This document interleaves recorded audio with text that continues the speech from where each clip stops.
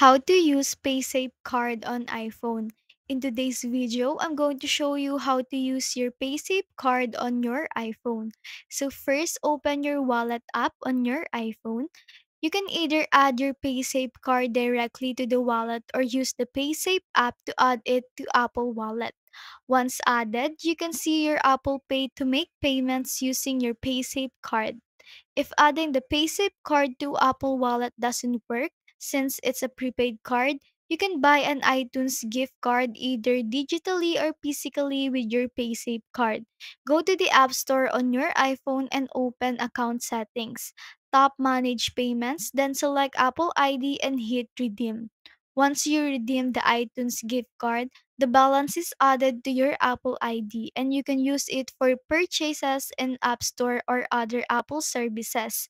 And that's it.